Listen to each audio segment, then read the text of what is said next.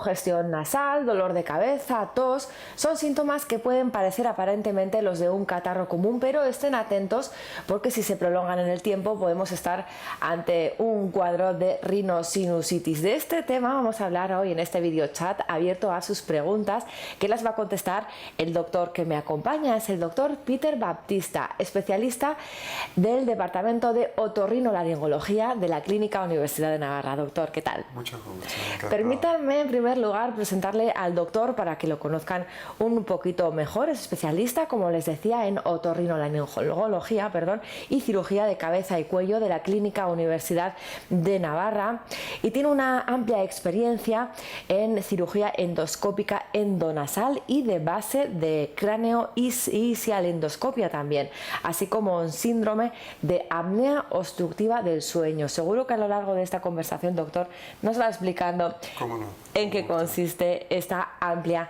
experiencia. Es además experto en técnicas mínimamente invasivas de nariz como la sinuplastia.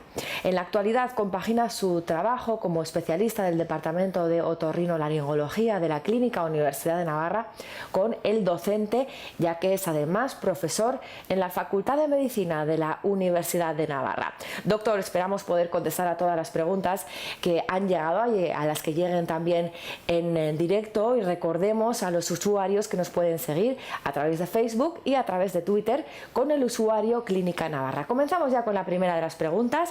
Es de Pilar. Dice lo siguiente: tengo un problema desde hace algunos años, la sensación de tener la nariz taponada constantemente, sequedad siempre y no poder respirar muy bien. Estoy operada de amígdalas desde pequeña. ¿Qué le podría decir, doctor, a Pilar? Bueno, en primer lugar, yo creo que quizás ella tenga un problema de obstrucción de carácter mecánico. Esa obstrucción mecánica puede estar producida por una desviación del tabique, por una hipertrofia de cornetes inferiores, que es necesario, por supuesto, valorar.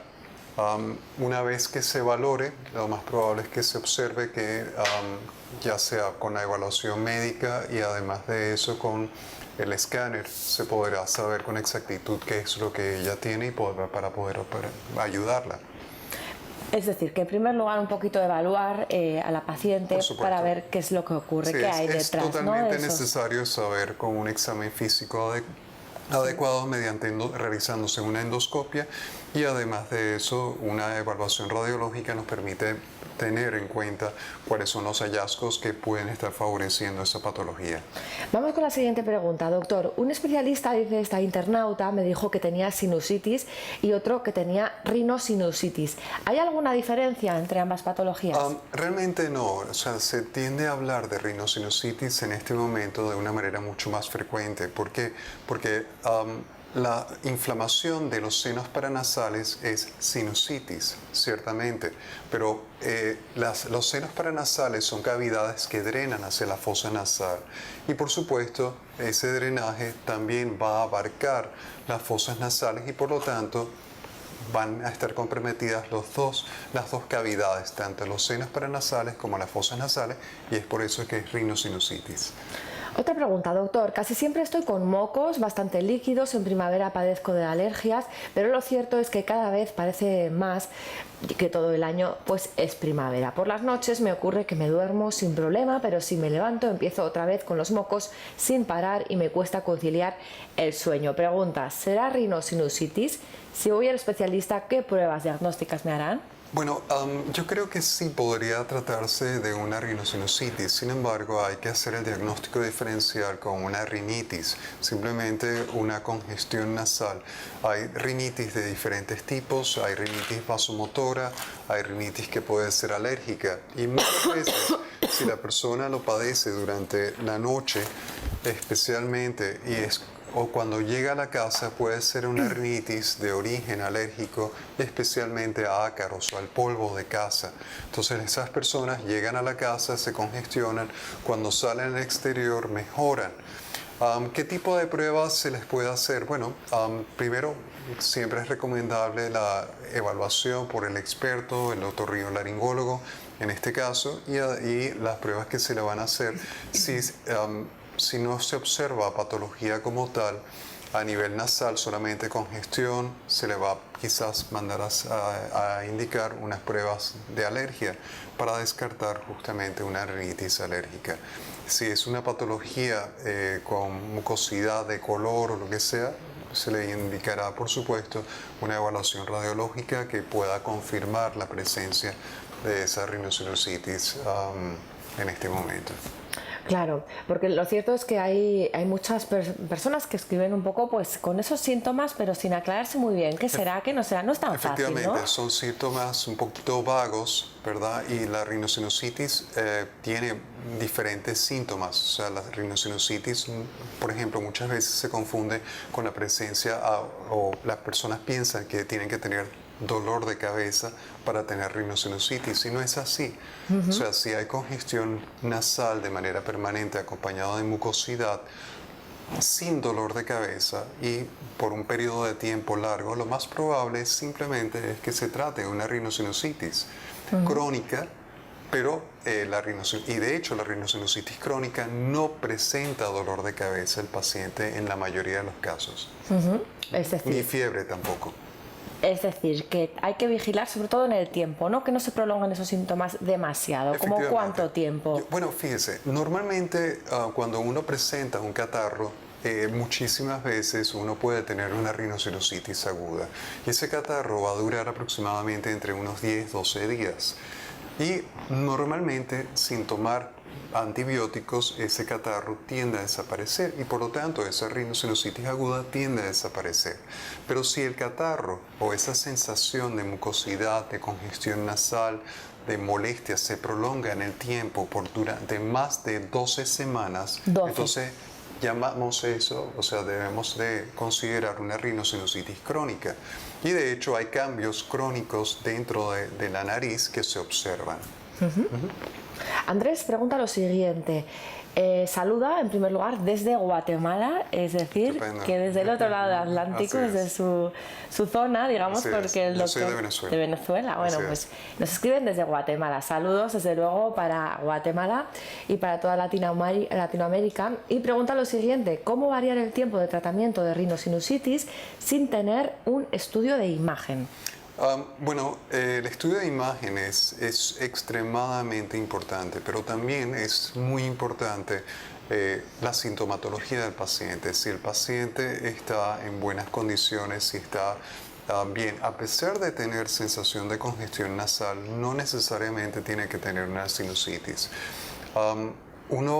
El estudio de imagen es una ayuda más, pero la sintomatología del paciente es para nosotros primordial, al igual que el examen físico. Muchas veces también hay que descartar, no solamente o pensar en una rhinosinusitis crónica cuando hay obstrucción nasal, se puede descartar o se debe descartar la presencia de tumores a nivel de la nariz. Hay tumores diferentes que pueden aparecer, tanto benignos como malignos. Y que los síntomas que causan esto se pueden un poquito enmascarar, digamos. Efectivamente, se enmascaran y no solamente eso. Normalmente si la sintomatología es unilateral, es decir, de un solo lado de la fosa nasal, entonces hablaría más en algo localizado que podría ser un tumor o podría ser un pólipo simplemente, o pólipos que estén obstruyendo la fosa nasal. Otra pregunta, doctor. Desde hace varios años vengo sufriendo una molesta rinitis que me provoca el taponamiento y sequedad permanente de las fosas nasales, mucosidad espesa, verdosa y purulenta, sequedad y molestias en la garganta y una fuerte halitosis. He acudido a varios especialistas y me han dado diferentes diagnósticos.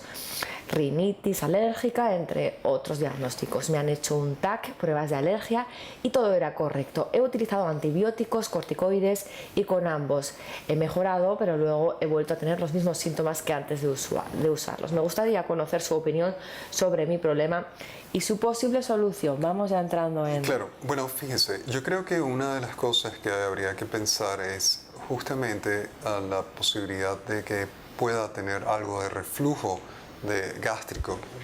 El ácido sube desde el estómago hasta la garganta en ocasiones y eso puede producir sintomatología de irritación a nivel de la mucosa de la faringe. Y esa irritación va a producir mayor mucosidad y alteraciones que no necesariamente van a producir sinusitis. Por lo tanto, yo creo que hay que descartar también si todas las pruebas que se ha hecho TAC, pruebas de alergia. sí, han sido Claro, correctas, claro. entonces hay que descartar otro tipo de patología que pueda ser el productor de esa sintomatología. Esos síntomas tan parecidos, ¿verdad?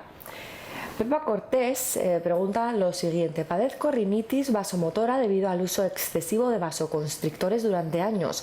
Hace 5 años me operaron de septoplastia, pero no pudieron mejorar la hipertrofia de los cornetes nasales, de los que hablaba anteriormente el doctor.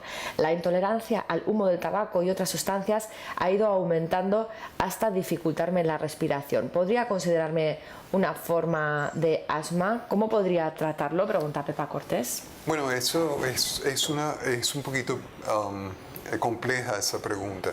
En primer lugar, yo voy a tratar de aclarar un poquito la pregunta de la siguiente manera. En primer lugar, los cornetes son unas estructuras que están dentro de la nariz, sirven para calentar y humedecer el aire.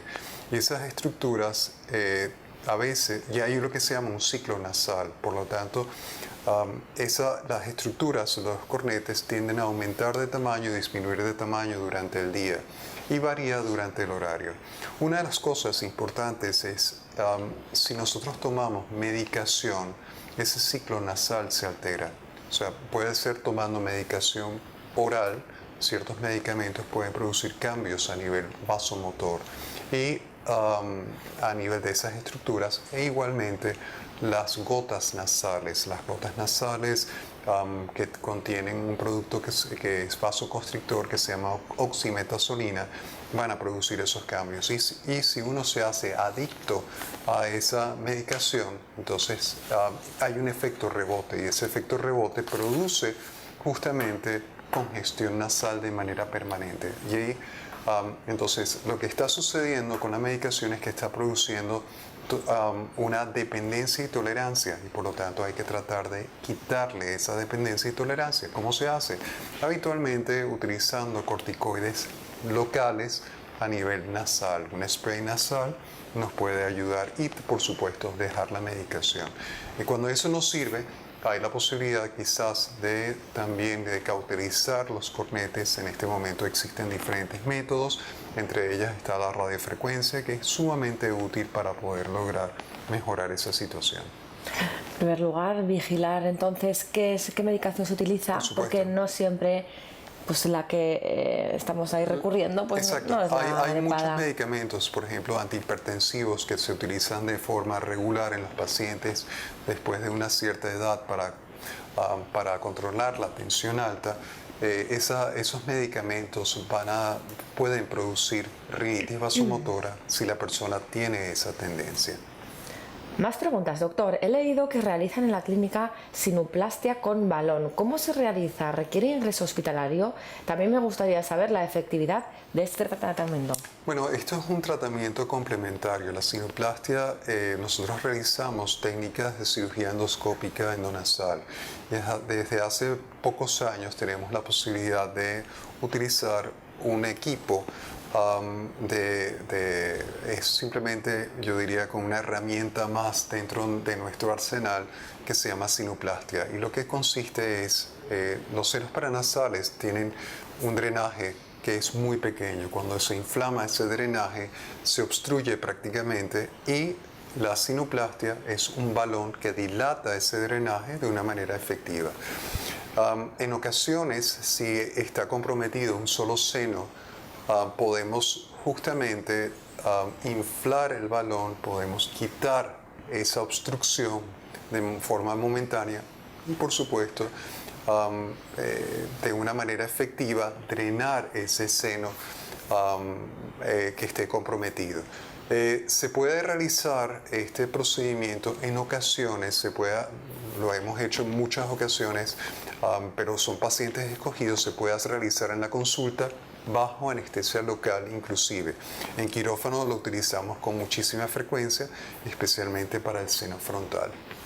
O sea, que es una técnica que simplemente se podría hacer de forma ambulatoria. Sí, efectivamente, se puede hacer de forma ambulatoria y el paciente puede irse a casa el mismo día sin ningún tipo de problema. Y también preguntaba este internauta la efectividad del tratamiento.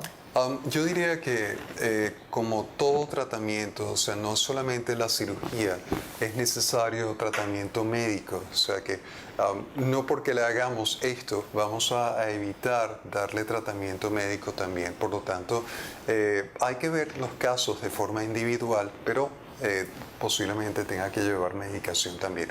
Últimamente, debo comentar esto, últimamente estamos haciendo también, utilizando el balón, pero hay otro tipo de balón que estamos colocando en este momento dentro de los senos que contiene un pequeño reservorio. Ese pequeño reservorio lo utilizamos o lo rellenamos con una muy pequeña cantidad de corticoide y lo dejamos dentro del seno y permite de una manera sumamente efectiva desinflamar la cavidad que está comprometida.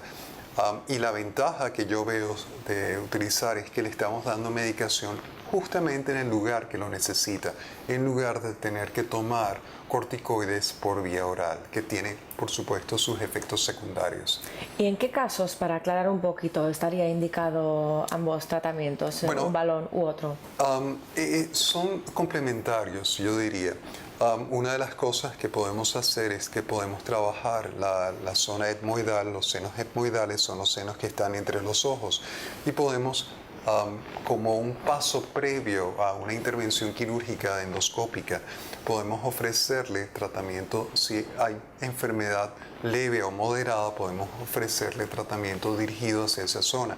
También, si abrimos los senos frontales, en lugar de tener que dar corticoides por vía oral por tiempo prolongado, lo podemos colocar una vez abierto el seno frontal, podemos colocar un balón durante un periodo de 3 semanas. Ese balón se retira al cabo de unas 3-4 semanas. Una vez que la medicación ya ha salido, ¿verdad? Ya no hay medicación, hay que retirarlo. No tiene ningún tipo de dolor, se retira en la consulta, ¿verdad? Y supongo que estaríamos hablando de un balón de un tamaño mínimo, y que se realiza... Es realmente mínimo. Vamos, se llama balón, pero es similar al balón, mínimo, ¿no? mínimo. Y que se realiza por la nariz, ¿no? Se hace todo por la nariz y por vía endoscópica. Simplemente es un procedimiento mínimamente invasivo y sin dolor. Me han dicho, doctor, dice esta otra persona, que me tendrían que operar de mi rinosinusitis, pero tengo miedo al posoperatorio porque a mi padre le hicieron esta operación hace años cuando era joven y lo pasó mal. ¿Qué me aconseja? Bueno, yo creo que ha cambiado totalmente la técnica en este momento de cómo se pueden realizar las operaciones de la nariz. En este momento, por ejemplo, cuando operamos de una septoplastia es que operamos el tabique nasal. Realmente anteriormente había que colocar taponamientos que consistían en gasa. En este momento colocan con unas esponjas. En realidad eso no tenemos que colocarlo ya. La persona puede salir respirando desde el primer momento a través de la nariz. ¿Ah, sí? Desde el primer momento. Y además de eso, la nariz no duele. Por lo tanto, sin dolor alguno. Puede tener un poquito de mucosidad con sangre, pero no va a tener dolor. Entonces, ha cambiado totalmente. O sea, los posoperatorios son totalmente diferentes en este momento a lo que eran antes a lo que son ahora. Todavía, por supuesto, existen otros médicos que siguen pensando en la necesidad de taponar. Nosotros hemos cambiado eso y realmente nuestra experiencia es excelente, sin necesidad de taponamiento nasal. Por lo tanto, el paciente sale respirando por la nariz desde el primer momento. Además lo dice un especialista que se dedica a esto diariamente, ¿no? Efectivamente. Que prácticamente lo hemos sacado del quirófano para que venga a este videochat y volverá de nuevo al quirófano a realizar estos procedimientos de los que habla. Vamos con más preguntas. Dice esta persona, Martina, ¿cómo influye la contaminación en la rinosinusitis? Desde que nos mudamos a Madrid veo que mi enfermedad ha empeorado. Bueno, efectivamente la contaminación es un factor importante. La nariz es prácticamente el primer paso o la primera estación y la nariz es un filtro. O sea, si existe una alta contaminación en el ambiente, ya sea por la ciudad donde vive o puede ser porque trabaja en un medio contaminado, a la larga eso puede traer como consecuencia que la nariz se congestione, que pueda tener más cuadros de sinusitis. Pero por supuesto, o sea, uno no puede cambiarse de ciudad o Claro. de lugar Es donde obligado, habita, ¿no? Pues uno se ¿verdad? muda y se muda y tiene que Efectivamente. convivir con ello. Lo que sí puede es tratar de mejorar sus condiciones generales, especialmente en el trabajo. Por ejemplo, si en la fábrica hay pequeñas partículas, muchas veces la persona se hace reacia a utilizar mascarillas, a pesar de que o sea, se le ha puesto como una necesidad, ¿verdad? En su ambiente de trabajo. La persona le fastidia y no lo utiliza.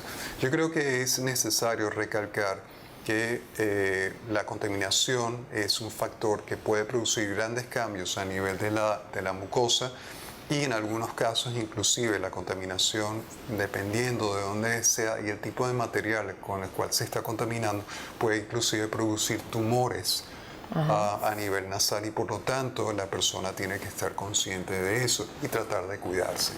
¿También el aire acondicionado o otros tipos de ambientes influyen? Yo no diría que el aire acondicionado. Yo creo que el aire acondicionado, ¿verdad? Es un bien. Lo que pasa es que, por supuesto, el aire acondicionado tiene que estar cuidado, o sea, se tiene que cuidar, hay que cambiar los filtros, ¿verdad? Porque, como en todo, se acumula polvo. Muchas veces pensamos que el aire acondicionado simplemente trabaja y nada más. Pero está ahí acumulando, ¿verdad? Sí. Juanjo pregunta sobre su hijo de 2 años. Dice que se coge muchos catarros porque va a la guardería y la pediatra le dijo que era un niño candidato a operar de vegetaciones. Pregunta, ¿esto le libraría de padecer sinusitis en un futuro? Yo no diría que le va a eliminar, o sea, uno no sabe qué nos depara el futuro, pero yo sí creo, ¿verdad?, que muchas veces si tienen una hipertrofia, un aumento de las vegetaciones, o sea, lo que son las adenoides, yo creo que es un factor condicionante para que el niño tenga sinusitis, especialmente si la hipertrofia o el aumento es tan grande que obstruye totalmente la fosa nasal. Y eso, quitar las adenoides, en esos casos, por supuesto, va a favorecer de una manera enorme la posibilidad de una mejoría. Vamos con otra pregunta. ¿A partir de qué año se opera en niños la sinusitis? ¿Me podría explicar cómo es la intervención? Yo creo que nosotros, o sea, todo depende. Una cosa es operar sinusitis porque existen pólipos o un pólipo grande que está a nivel de la fosa nasal en un niño o un adolescente, pero realmente evitamos operar la sinusitis. O sea, se puede hacer. Pero lo evitamos porque buscamos un tratamiento de manera más conservadora, tratamiento médico, por ejemplo. Si es el caso de lo que es un tumor o un tumor benigno, un pólipo antrocoanal, por ejemplo, que le está produciendo sinusitis, se retira, ¿verdad? O se opera para quitar ese pólipo. Si es el caso, por ejemplo, de adenoides que son muy grandes, que producen estancamiento de las secreciones, se quitan las adenoides, pero no se hace una operación directamente sobre el área, a menos que sea totalmente necesario. Entonces, poner una edad, yo creo que no es la idea. Cada caso debe ser analizado de manera individual. Y respecto a las adenoides, comentaba, en el caso de que se las tuviera que operar, ¿la intervención cómo es? ¿Ha evolucionado? ¿Es más sencilla? Sí, por supuesto, es una operación muy sencilla, inclusive el niño se puede ir a casa el mismo día y es una evolución totalmente adecuada, pero desde hace años se está haciendo así. Yo creo que es una operación que es muy frecuente y además de eso merece la pena en la mayoría de los niños que tienen obstrucción o sintomatología.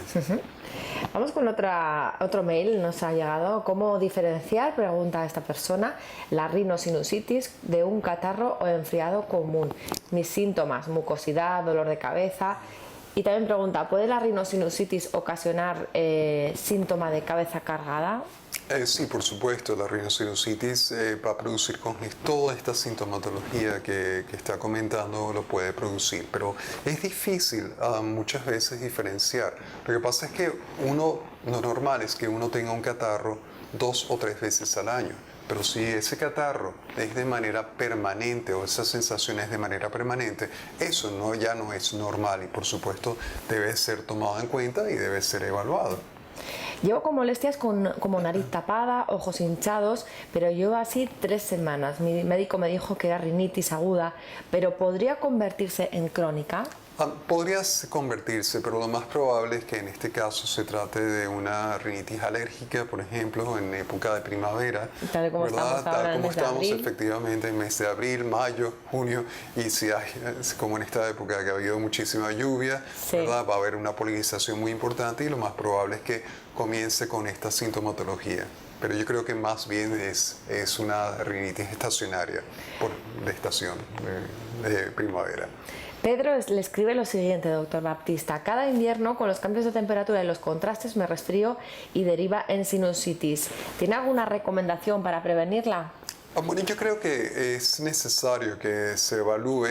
Una posible recomendación es que se vacune, o sea, que visite a su médico para que le coloque la vacuna si realmente está sufriendo resfriados con cierta frecuencia. La vacuna no va a quitar que tenga cuadros gripales, pero sí va a quitar que ese cuadro sea muy fuerte. Entonces, creo La vacuna es uno de ellos, ¿no? Sí. Porque aparte, alimentación, estilo de vida... A veces hay personas que sí son alérgicas a ciertos alimentos o tienen una intolerancia a ciertos alimentos y por supuesto esto debe ser tomado en cuenta.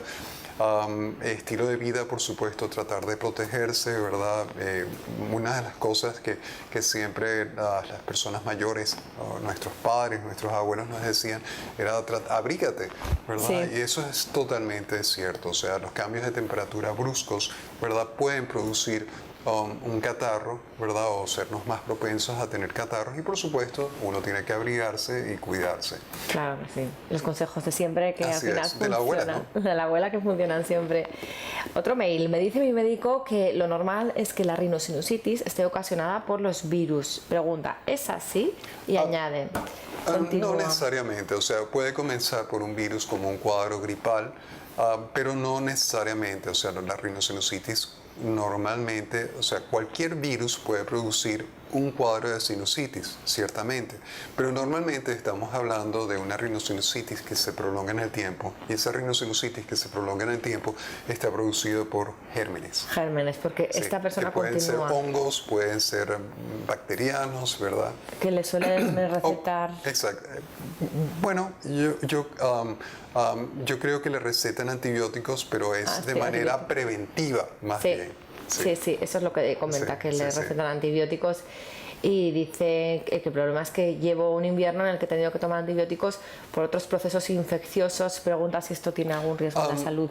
Realmente, si está bien indicado la utilización de antibióticos, yo creo que es necesario, o sea, nos va a ayudar, no implica un riesgo en la salud. Por supuesto que los antibióticos muchas veces no eliminan solamente los gérmenes que queremos eliminar, sino también gérmenes que son Claro. adecuados para nosotros, que conviven con nosotros y por lo tanto hay los hongos, ¿verdad? Luego comienzan a generarse o tienen un medio adecuado para generarse, entonces eso va a producir hongos, por ejemplo, a nivel de la cavidad oral, ¿verdad? A nivel de otras, a nivel vulvar, por ejemplo, a nivel genital.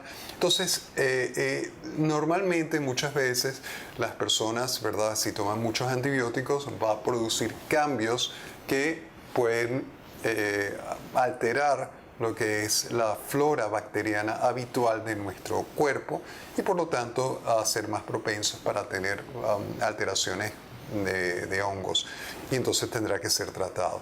No es lo adecuado estar tomando antibióticos de manera continua y es por eso que hay que buscar una solución muchas veces y esa solución, por ejemplo en el caso de rhinosinusitis, ¿verdad? Es una solución quirúrgica. Claro.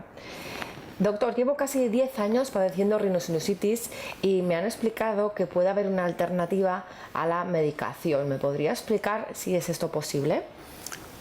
Bueno, sí, definitivamente. O sea, nosotros siempre que tenemos un paciente que tiene una rhinosinusitis crónica, lo primero que hacemos es darle tratamiento médico. Si ese tratamiento médico no funciona, entonces tenemos que pasar a tratamiento quirúrgico. Y el tratamiento quirúrgico, como ya he mencionado, en este momento ha cambiado mucho, se hace todo por vía endoscópica y puede ser muy favorable para esa persona. Otra persona también en esta línea preguntaba sobre el tema de los corticoides, que tiene que tomar muchos corticoides, Sí. y también preguntaba sobre alguna alternativa, si existe alternativa a esta toma de este tipo de medicación. Sí, bueno, si tiene que tomar corticoides es porque existe un proceso inflamatorio muy marcado a nivel que él necesita o ella necesita. Normalmente en este momento, como ya mencioné anteriormente, la posibilidad en cirugía, por supuesto, de colocar balones con reservorio puede ser una alternativa porque en lugar de tomar por vía oral, se le está aplicando tratamiento localizado sobre la zona que está inflamada. Entonces eso puede ser una alternativa. Hay alternativas para todo, como estamos viendo, doctor. Ya llevamos más de media hora de video chat, así que bueno, pueden seguir con sus preguntas. Vamos con una ya de las pocas que quedan, Sí. porque se nos va agotando el tiempo. Por las noches se me tapa la nariz y se me seca la boca y claro, no consigo dormir apenas. Durante el día los síntomas que tengo son muy llevaderos, eso sí, con medicación. ¿Usted cuándo considera que la persona debe ser operada?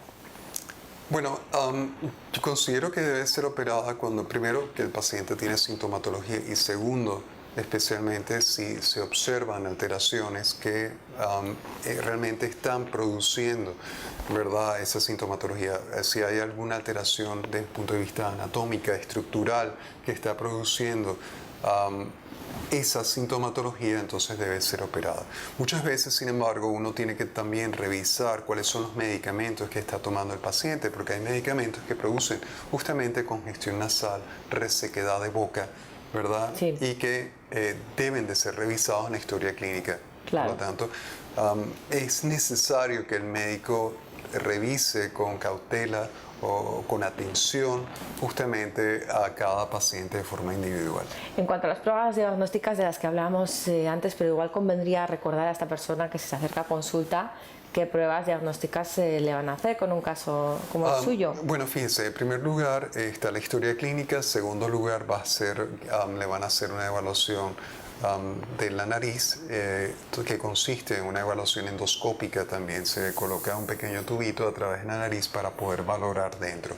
Y en tercer lugar, en muchísimas ocasiones indicamos una evaluación radiológica que consiste en hacer un escáner. Yo creo que el escáner es algo en este momento esencial y no es doloroso, por supuesto, hay una radiación, pero es una radiación mínima. Y la otra es si es necesario hacerle pruebas alérgicas, entonces se le indica la realización de pruebas alérgicas. Otra pregunta.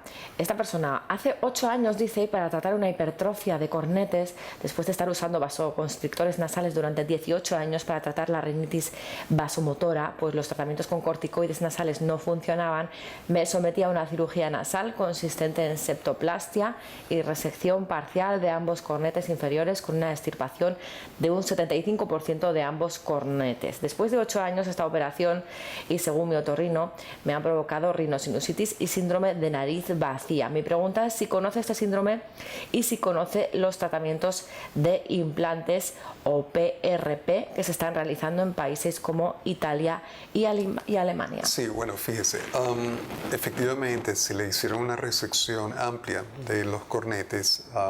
Lamentablemente hay una pérdida del espacio. Los cornetes, como ya mencioné anteriormente, sirven para calentar y humedecer el aire y los cornetes tienen una función también receptora, donde se mide justamente el flujo de aire. Si eso no existe, entonces lo que va a suceder es que la persona, a pesar de que le pueda entrar aire, no va a tener la sensación de que le está entrando, va a tener sensación de taponamiento nasal. La posibilidad de implantes, la verdad es que los implantes